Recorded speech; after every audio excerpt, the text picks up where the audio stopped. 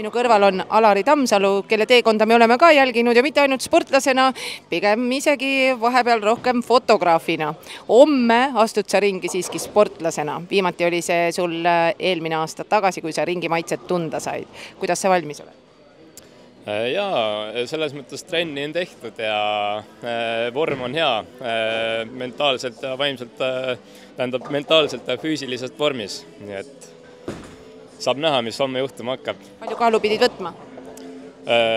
Palju kaalu oli või? 81 kilogrammi. Täpsemalt öeldes siis 81,1, kui ma ei eksi. Ehk siis ütleme nii, et 100 grammi siiski üle?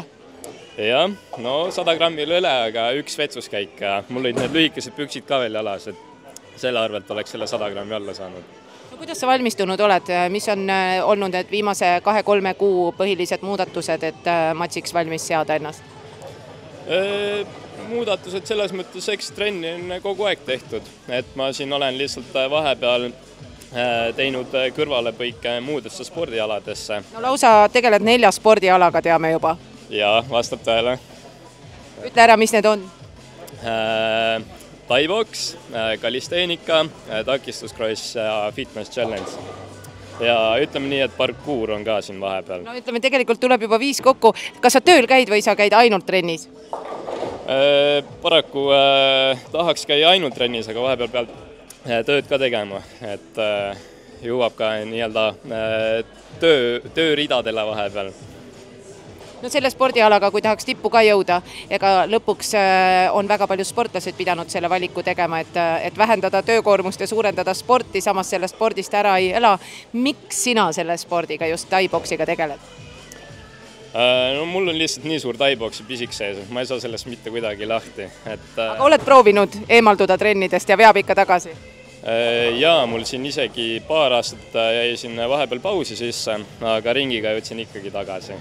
No selles mõttes oled sa ka huvitav mees on ta, ega talle thai-boks tegelikult algul ei meeldinud, ta oli üks nendest inimestest, kes pigem vaatas ka veidi viltu. Kuidas see arvamus muutus?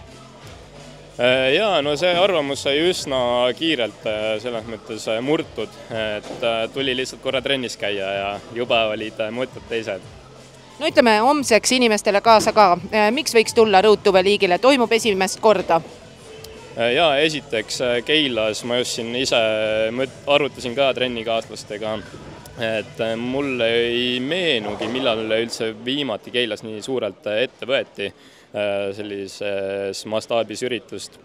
Et kindlasti tuleb ägev show ja puhtalt sellepärast tuleks, ma arvan, juba kohale tulla, et Keilas ei ole ammu midagi nii suurt tehtud võitlusspordimaastikul.